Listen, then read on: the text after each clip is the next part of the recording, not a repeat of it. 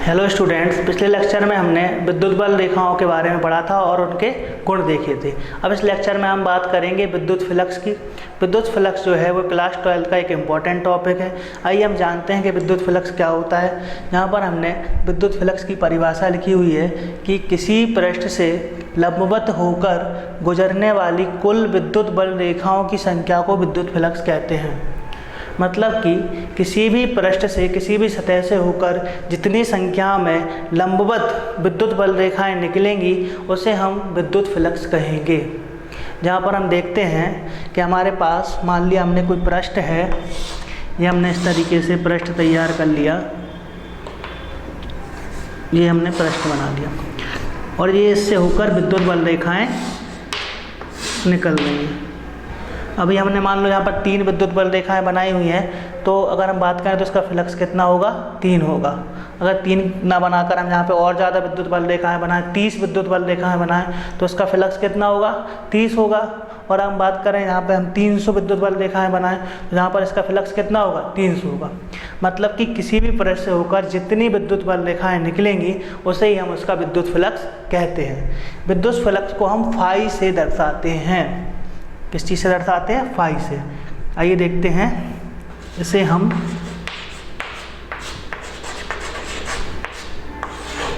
एक संकेत है फाई, और नीचे हम विद्युत क्षेत्र की बात कर रहे हैं इसलिए फाई ई लिख देते हैं। फाई ई से दर्शाते हैं, फाई ई से दर्शाते हैं। यहाँ पर हम बात करें तो विद्युत फ्लक्स का फॉर्मूला होता है फाई ई बराबर ई d S, vector E dot vector D S. जहाँ फाई ई तो आपका विद्युत फ्लक्स है, ई क्या है? ई जो है वो आपका विद्युत क्षेत्र या विद्युत क्षेत्र की तीव्रता होती है। क्या होती है? विद्युत क्षेत्र की तीव्रता। और ds क्या होता है हमारा? ds यहाँ पर है सतही क्षेत्रफल, या इसे हम कहेंगे पृष्ठीय क्षेत्रफल। पृष्ठीय क्षेत्रफल जहाँ पर हम बात करते हैं तो यहाँ पर विद्युत फ्लक्स की एक और परिभाषा हमारी बन जाती है कि विद्युत क्षेत्र की तीव्रता और पृष्ठीय क्षेत्रफल का गुणनफल विद्युत फ्लक्स कहलाता है। इसे हम और अच्छे से कह सकते हैं कि विद्युत क्षेत्र की तीव्रता और पृष्ठीय क्षेत्रफल का अदिश गुणनफल, क्या? डॉट प्रोडक्ट, यानी कि अदिश गुणनफल विद्युत फ्लक्स कहलाता है। यहाँ पर डॉट प्रोडक्ट है तो इसको हम इस तरीके से लिख सकते हैं, phi E is equal to E d S cos theta. ये हमने कॉस थीटा क्यों लिखा? जहाँ पर हम पिछली क्लास में हमने पढ़ा था 11वीं में, ए वेक्टर डॉट बी वेक्टर अगर होता है तो इसको हम लिखते हैं ए बी कॉस थीटा, और यदि हमारे पास ए वेक्टर क्रॉस बी वेक्टर होता है तो इसे हम लिखते हैं ए बी साइन थीटा। सदिशों का सदिश गुणनफल होता है, सदिशों का अदिश गुणनफल होता है। यहाँ पर विद्युत क्षेत्र की तीव्रता जो है वो भी सदिश राशि है और पृष्ठीय क्षेत्रफल भी क्या है? आपका सदिश राशि है। दो सदिशों का अदिश गुणनफल हमेशा अदिश राशि होती है। तो इस वाले फॉर्मूले को हम जब वेक्टर हटा के लिखेंगे तो किस प्रकार लिख पाएंगे? ई डी एस कॉस थीटा। तो ये हमारे पास एक और फॉर्मूला निकल कर आता है। अब हम बात करते हैं कि थीटा क्या है। थीटा जो है, देखें, थीटा जो है वो विद्युत क्षेत्र तथा क्षेत्रफल सदिश के बीच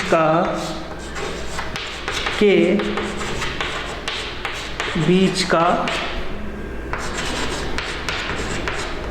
कोण है। क्या है थीटा? यहाँ पर विद्युत क्षेत्र तथा क्षेत्रफल सदिश के बीच का कोण है। अब यहाँ पर एक नई चीज़ हमारे पास निकल कर आ रही है, क्षेत्रफल सदिश। क्षेत्रफल सदिश क्या होता है? क्षेत्रफल सदिश से तात्पर्य है कि किसी भी सतह से अगर हम लंबवत भार की ओर एक लंब खींचें तो उस लंब को हम कहते हैं क्षेत्रफल सदिश।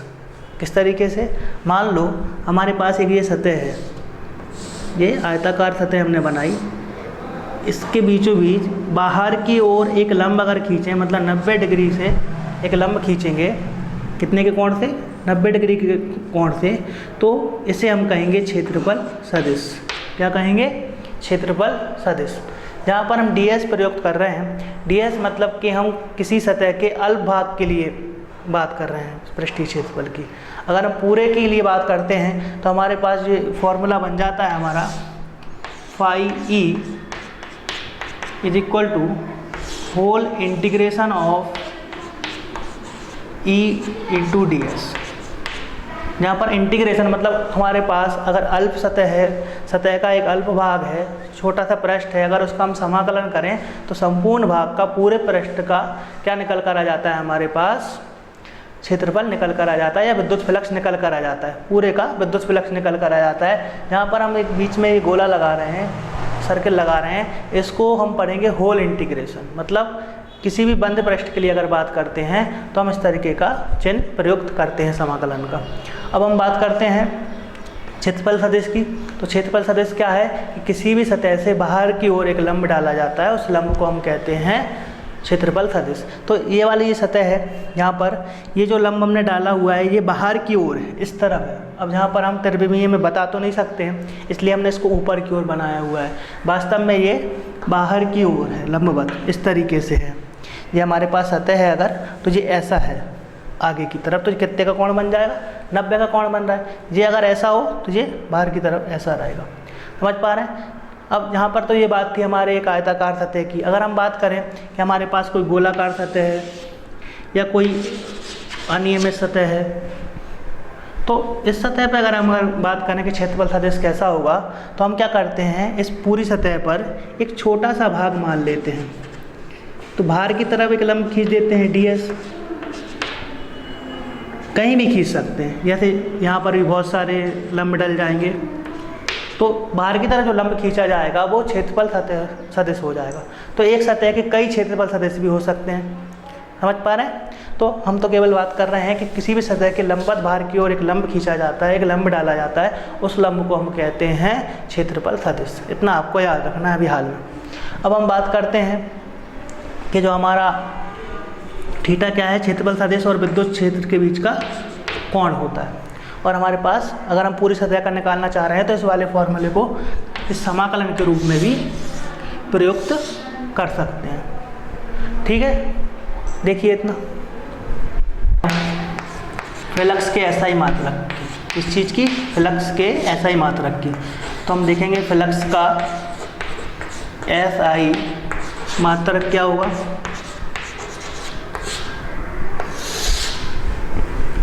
हमारे पास फ्लक्स का साधारण फॉर्मूला है E vector dot ds vector है।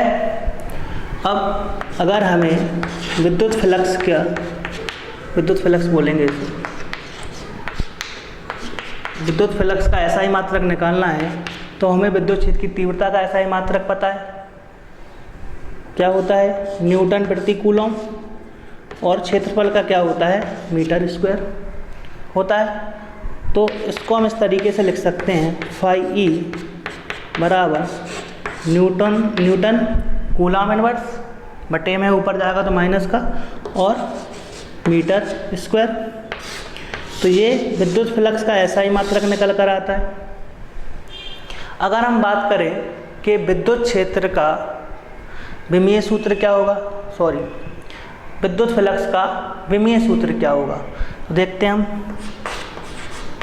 विद्युत फ्लक्स का, गौर से देखिए जरा, फ्लक्स का विमीय सूत्र हमारे पास जब इकाई आ चुकी है, इसके एसआई यूनिट आ चुकी है, एसआई मात्रक आ चुका है, तो उसका विमीय सूत्र हम आसानी से निकाल सकते हैं।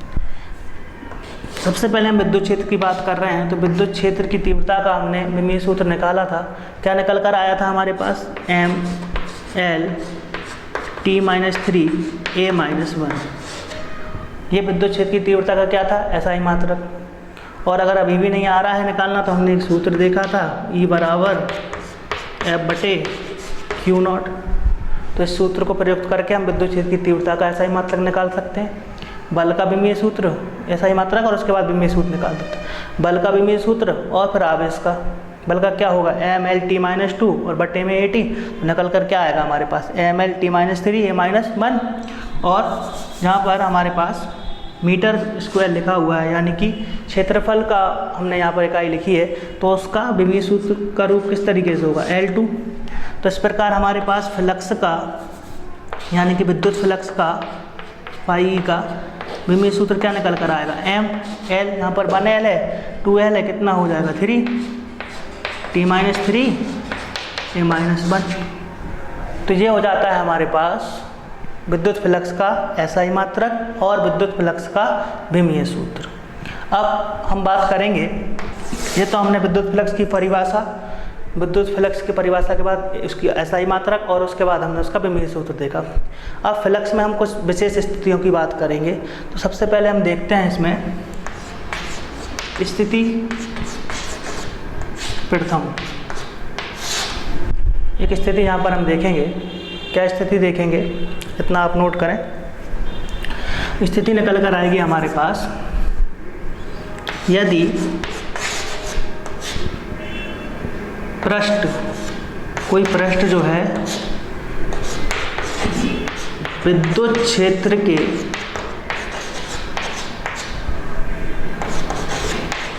लंबवत रखा हो। अगर हमारे पास कोई पृष्ठ है जो विद्युत क्षेत्र के लंबवत रखा हुआ है, किस तरीके से? यह हमारे पास मान लो ये कोई एक समान विद्युत क्षेत्र है E, और इसमें हमने एक पृष्ठ रखा हुआ है विद्युत क्षेत्र के लंबवत रखा हुआ है, विद्युत क्षेत्र के लंबवत रखा हुआ है। अगर हम बात करेंगे कि इसका क्षेत्रफल सदिश क्या होगा, तो क्षेत्रफल सदिश मतलब कि किसी भी सतह के बाहर की ओर डाला गया लंब, तो इसके बाहर की तरफ एक लंब खींचेंगे ds, तो ds क्या हो जाएगा हमारा? क्षेत्रफल सदिश। ये विद्युत क्षेत्र जो है वो इस प्रकार है, और सतह जो है वो उसके लंबवत रखी हुई है, मतलब 90 डिग्री के कोण से रखी हुई है। तो इस तरीके से समझो इसको कि विद्युत क्षेत्र जो है वो इस प्रकार है, इस तरीके से है, और सतह को हमने इसके लंबवत रखा हुआ है। तो ये आपस में कितने का कोण बन रहा है? 90 डिग्री का कोण बन रहा है। और हम बात करें क्षेत्रफल सदिश की, तो क्षेत्रफल सदिश इससे बाहर की ओर निकलेगा, लंबवत बाहर की ओर। तो जो सतह है विद्युत क्षेत्र के साथ 90 डिग्री का कोण बना रहा है, और क्षेत्रफल सदिश भी क्या है? 90 डिग्री के कोण से ही बाहर निकलेगा। तो क्षेत्रफल सदिश और विद्युत क्षेत्र के बीच आपस में कितना कोण बन जाएगा? जब दो सदिश एक ही दिशा में कार्यरत होते हैं तो उनके बीच कितने डिग्री का कोण बनता है? उनके बीच 0 डिग्री का कोण बनता है। मतलब कि सतह भी जो है विद्युत क्षेत्र के लंबवत है, और जो लंबवत बाहर की ओर निकल रहा है क्षेत्रफल सदिश, वो आपका सतह के तो लंबवत है, लेकिन विद्युत क्षेत्र के समांतर हो गया। विद्युत क्षेत्र के कैसा हो गया? समांतर हो गया। तो हमारे पास जो थीटा आएगा निकल कर, तब जो कोण बनेगा वो बनेगा 0 डिग्री का। कितने का बनेगा? 0 डिग्री का बनेगा। आइए फिर से देख लीजिए, कंफ्यूज नहीं होना किसी को, कि हमारे पास विद्युत क्षेत्र इस तरीके से है। कैसा है? इस तरीके से। और इस विद्युत क्षेत्र में, ऐसा मान लो जो विद्युत क्षेत्र है, विद्युत क्षेत्र में लंबवत रखी हुई है कोई सतह, ये आयताकार सतह है, जो इस प्रकार रखी हुई है, वो 3D में हम दिखा नहीं सकते बोर्ड पर, है ना, 2D में ही बनेगा। तो ये सतह इस तरीके से रखी हुई है। अगर हम बात करें इस सतह पर क्षेत्रफल सदिश कैसा निकलेगा? वो क्षेत्रफल सदिश बाहर की तरफ लंबवत निकलेगा। तो इसी दिशा में हमारा विद्युत क्षेत्र है और उसी दिशा में हमारा क्या है, क्षेत्रफल सदिश है। तो विद्युत क्षेत्र और क्षेत्रफल के सदिश की दिशाएं क्या हो गई, समान हो गई। समान दिशाएं हो गई तो उनके बीच कोण कितने का हो गया, 0 डिग्री का। मान लो ये विद्युत क्षेत्र की दिशा है और ये क्षेत्रफल सदिश की दिशा है, तो इनके बीच आपस में कितना कोण होगा, 0 डिग्री का। समझ पा रहे हैं? जब 0 डिग्री का कोण होगा तो हमारे पास थीटा कितना आएगा, यहाँ पर 0 डिग्री। अब हमारे पास फॉर्मूला क्या होता है, क्योंकि हमारे पास फॉर्मूला होता है फाई ई बराबर, अभी देखा था हमने, ई डी एस कॉस थीटा, ये फॉर्मूला होता है। थीटा कितना बन रहा है यहाँ पर, थीटा बन रहा है यहाँ पर हमारा phi E d S cos 0, कितना बन रहा है, कॉस 0। तो यहाँ पर कॉस 0 की वैल्यू कितनी होती है बताइए, कॉस 0 डिग्री की वैल्यू जो होगी वो होगी 1।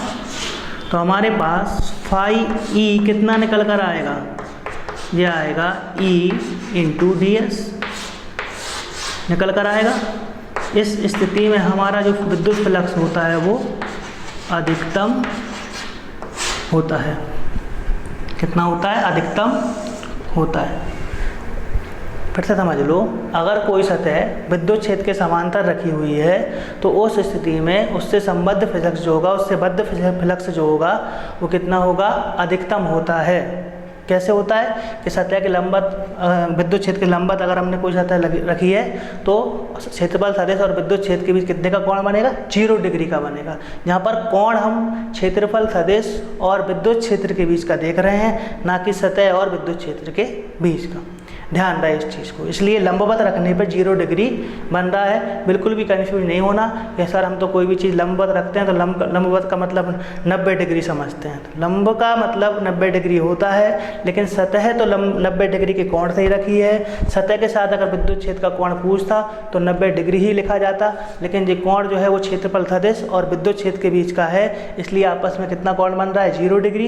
इसलिए थीटा का मान हमने 0 रखा है और कॉस 0 कितना होता है हमारा, 1 होता है। इस स्थिति में हमारे पास जो फ्लक्स निकल कर आता है वो कितना आता है, कितना निकल कर आता है, अधिकतम निकल कर आता है। तो इसको हम लिख सकते हैं और हमें लिखना पड़ेगा, क्या लिखेंगे, यदि कोई सतह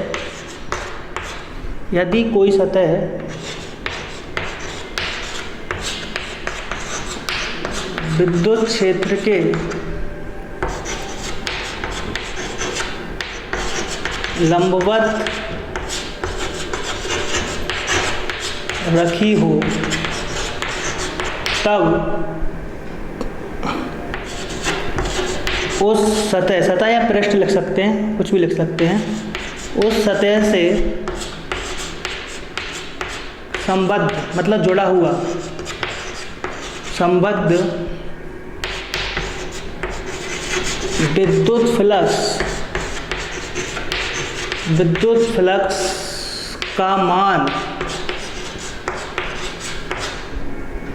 फ्लक्स का मान अधिकतम होता है, अधिकतम होता है। किस प्रकार होता है वो हमने देखा कि यदि किसी सतह को विद्युत क्षेत्र के लंबवत रखते हैं तो क्षेत्रफल सदिश विद्युत क्षेत्र के साथ 0 डिग्री का कोण बनाता है, और हमारे सूत्र में उसको प्रयुक्त करने पर हमारे पास फाई ई बराबर आता है EDS, जो कि फ्लक्स का अधिकतम मान होगा। तो अब हम आगे देखते हैं दूसरी स्थिति। उसके पहले आप इतना देखिए, अब हमारे पास आती है स्थिति दूसरी, सेकंड स्थिति की हम बात करेंगे। पहली स्थिति में हमने क्या देखा, अगर किसी भी सतह को, किसी भी पृष्ठ को विद्युत क्षेत्र के अगर लंबवत रखा जाता है तो उससे संबद्ध विद्युत फ्लक्स का मान जो होता है वो अधिकतम होता है। क्यों अधिकतम क्यों होता है, क्योंकि उस स्थिति में हमारा जो क्षेत्रफल सदिश और विद्युत क्षेत्र की भी जो कोण बन रहा होता है वो 0 डिग्री का बन रहा होता है। अब हम यहाँ पर देखेंगे कि जब किसी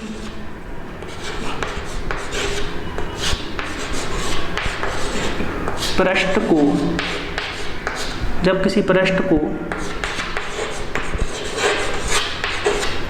विद्युत क्षेत्र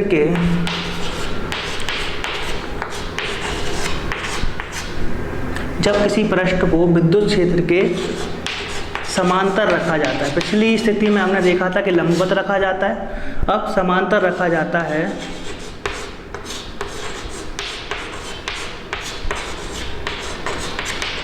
समांतर रखा जाता है।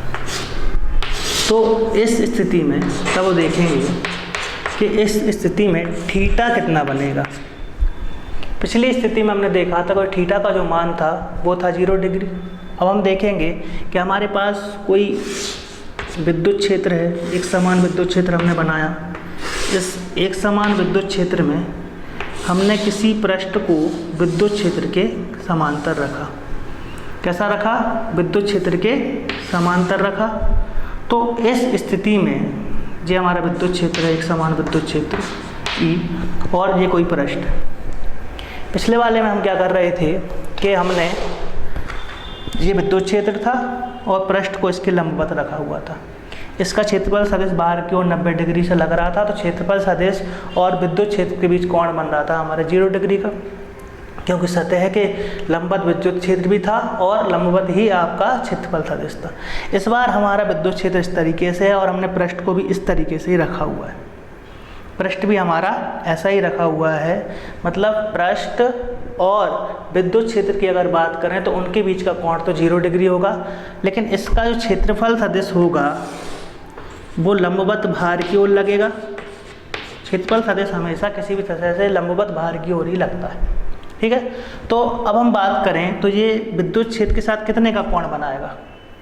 क्षेत्रफल सदिश इस बार 90 डिग्री का कोण बनाएगा, तो हमारे पास थीटा का मान कितना होगा? 90 डिग्री होगा, यानी कि 90 डिग्री होगा, क्योंकि पिछली स्थिति में हमने सतह को विद्युत क्षेत्र के लंबवत रखा हुआ था और लंबवत रखने पे क्या हो रहा था कि सतह का कोण विद्युत क्षेत्र के साथ तो 90 का बन रहा था, लेकिन जो थीटा होता है वो क्षेत्रफल सदिश और विद्युत क्षेत्र के बीच का कोण रखा जाता है, तो वो आपस में कितना बन रहा था विद्युत क्षेत्र के साथ? वो बन रहा था 0 डिग्री का। तो इस स्थिति में हमारा जो विद्युत फ्लक्स था वो कितना निकल कर आया था?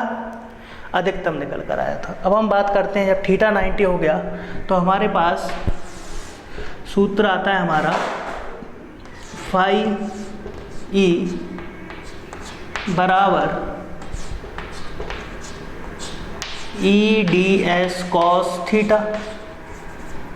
ये हमारे पास सूत्र है। थीटा का मान यहाँ पर कितना रखना है? 90 डिग्री रखना है। तो हमारे पास ये आ जाएगा ई डी एस कॉस 90 यानी कॉस 90, और इसी को हम लिख पाएंगे फाई ई बराबर यहाँ पर 0। अब ये 0 कैसे लिख दिया? क्योंकि हमारे पास यहाँ पर cos 90 लिखा हुआ है और हम जानते हैं कि cos 90 की वैल्यू कितनी होती है? cos 90 की वैल्यू होती है 0, तो ये पूरा 0 हो जाएगा। इस स्थिति में हमारे पास जो विद्युत फ्लक्स का मान आएगा वो न्यूनतम आएगा। कैसा आएगा? न्यूनतम आएगा। पिछली स्थिति में हमने देखा था कि हमने किसी सतह को विद्युत क्षेत्र के लंबवत रखा था, तो इस स्थिति में क्षेत्रफल सदिश और विद्युत क्षेत्र के बीच का जो कोण बन रहा था वो बन रहा था 90 डिग्री का। और इस बार हम बात कर रहे हैं कि हमने किसी सतह को विद्युत क्षेत्र के समांतर रखा है, तो विद्युत क्षेत्र का सतह के साथ तो कोण 0 है, लेकिन जो आपका क्षेत्रफल सदिश होता है वो सतह से लंबवत बाहर की ओर लगता है, तो वो 90 डिग्री का कोण जब वो सतह के साथ बनाएगा तो अपने आप ही विद्युत क्षेत्र के साथ कितना कोण बनाएगा? 90 डिग्री का। तो थीटा का मान कितना होगा? 90। तो यहाँ पर हम देख पा रहे हैं कि ई डी एस कॉस थीटा में थीटा का मान 90 रखने पे हमारे पास कितना आ रहा है? फाई ई बराबर न्यूनतम यानी कि 0 आ रहा है। तो हम यहाँ पर लिखेंगे यदि किसी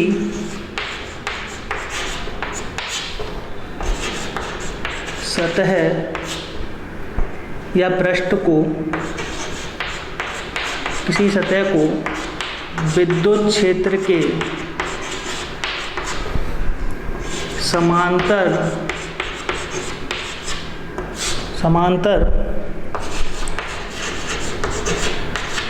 रखते हैं तो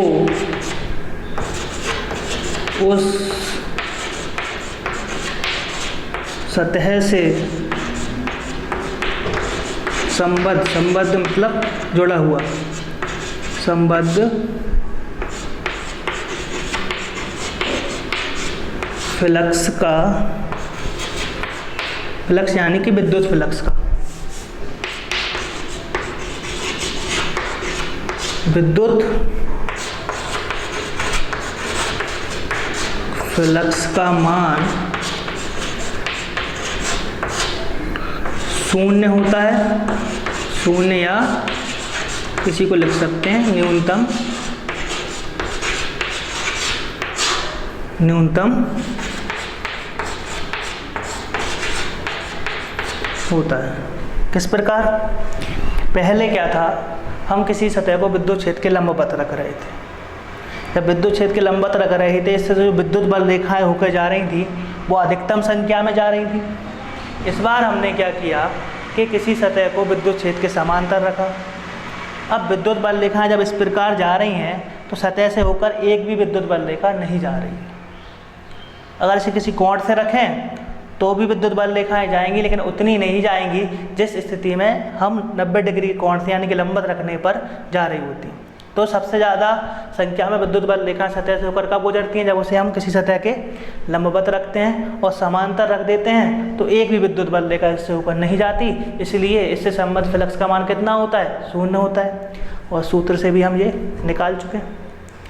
तो हमें याद रखना है कि अगर किसी भी सतह को विद्युत क्षेत्र के लंबवत रखते हैं तो उससे संबद्ध विद्युत फ्लक्स का मान अधिकतम होता है, क्योंकि उस स्थिति में क्षेत्रफल सदिश और विद्युत क्षेत्र के बीच का कोण जो बन रहा होता है, अगर हम गणितीय रूप देखें तो वो बन रहा होता है हमारा 0 डिग्री का, क्योंकि सतह रखी हुई है लंबवत।